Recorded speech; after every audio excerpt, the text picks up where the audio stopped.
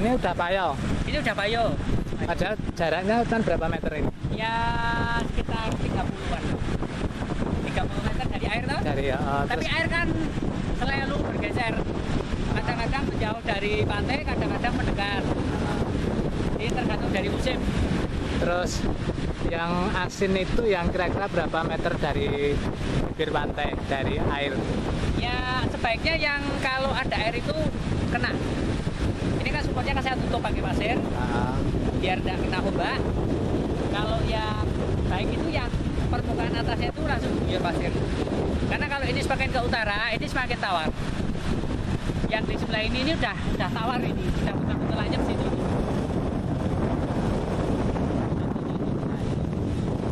Udah tawar. Udah tawar. Terus ini ke sini ini sekitar 10 meter. Udah campur payung. Karena kadang-kadang kena, ini kan kalau malam kan airnya ke utara. Ini kan apa? Gas air. Ya ini udah payo yang ini. Ya, sini udah payung.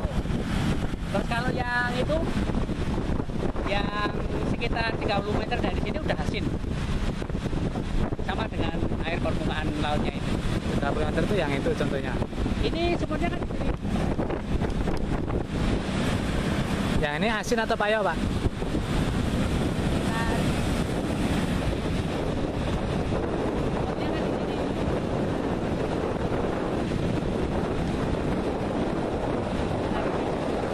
Yang asin, udah asin. Oh, ini sumbernya di sini. Ya, Ini cuma ditutup pasir. ini kan sebenarnya dulu nggak kelihatan, tapi kan karena ketutup pasir, akhirnya nggak kelihatan. Jadi ini nggak ada 30 meter ini, Pak, dari pantai. Udah ada Nah, ya. 30 meter dari patok yang sana tadi, dari yang payo tadi, atau dari yang tawar tadi, itu sekitar 30 meter. Jadi prinsipnya kalau permukaan pasir ini keguyur air, nanti masuk ke dalam asin. Oh, Tapi kalau jarang-jarang kena, misalnya kenanya cuma malam, itu nanti jadi payung. Kan bercampur dengan air tanah plus air dari laut. berarti yang asin itu yang siang malam Yang siang malam keguyur ke air laut, air laut gitu ya. asin. Dari ini walaupun selangnya di sana, tapi sumurnya di sini ya, Pak? Iya, betul. Oh, Jadi sumurnya di sekitar sumurnya mana? di sekitar Gentong. Jadi kalau air ini ya udah pas ini untuk tabung. Ini udah asin murni ya di sini, Pak? Sudah. Ini dari pantai jaraknya cuma berapa meter? Ya, karena kalau sebenarnya kan ini kan hanya proses pembuatannya saja. Dulu pada saat saya membuat sumur di sini, air laut masih ke sana. Tapi sekarang kan air laut ini kan sudah bergeser ke utara. Nah nanti suatu saat nanti air laut itu sampai sana, Mas. Sampai nah ini, sampai permukaan sini nih.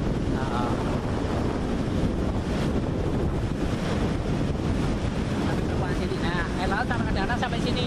Nanti kalau air laut sudah sampai sini, ya sini juga asin.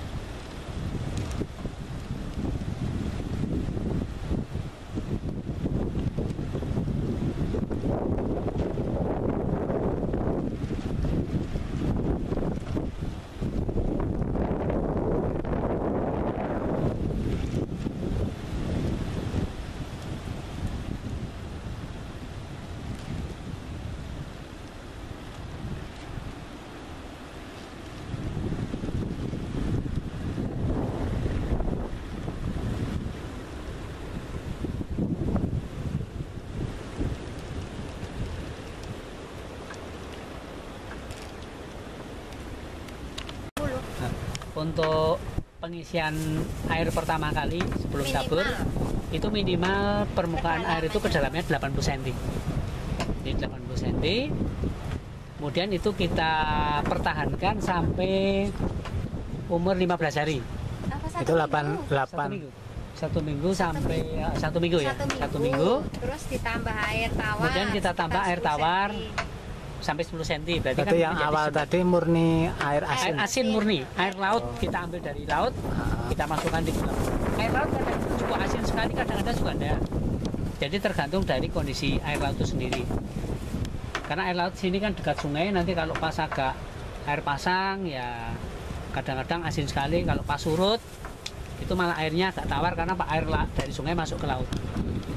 Nah, yang jelas Itu air dari laut kita masukkan di kolam dengan kedalaman 80 cm.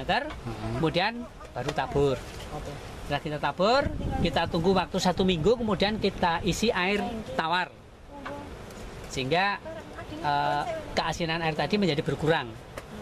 Terus 1 minggu kemudian kita isi lagi 10 cm air tawar lagi sampai umur 50 hari.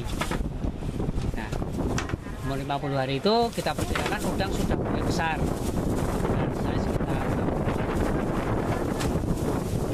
Setelah itu kemudian nanti proses berikutnya, air yang tadinya itu payo ini kita harus mengembalikan air itu menjadi asin kembali.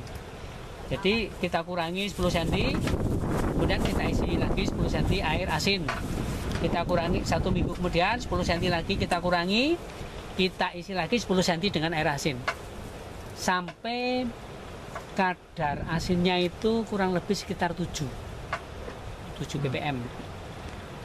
Nah, apalagi kalau kadar ppm-nya itu semakin tinggi, misalnya sampai ada yang 15 sampai 25, itu akan sangat bagus. Karena nanti kepadatan daging udang itu akan sangat sempurna. Walaupun proses pertumbuhannya menjadi lambat, tapi kekebalan penyakit lebih tinggi, terus kepadatan daging lebih tinggi, sehingga nanti bobot udang akan menjadi lebih bagus. Nah, ini nanti ada yang takul yang mencari kalau udang yang sensitivitasnya itu sampai 15% ya Pak ya, yang harganya tinggi itu Di atas 20. di atas 20, di atas 20 itu nanti harga udangnya akan beda dengan kalau udang dengan air yang di bawah itu. Oh, 20 tadi salinitasnya maksudnya. Iya. Nanti kalau dicek kok airnya kadar sanititasnya itu kadar garamnya itu 25%, itu harga udangnya nanti selisihnya per kilonya hampir 10.000 ya.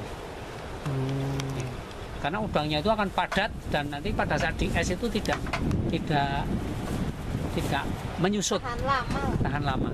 Jadi kenceng itu ya, Iya. padat gitu ya. Keras. Jadi murni air asin tadi sampai umur 50 hari. Dari umur 50.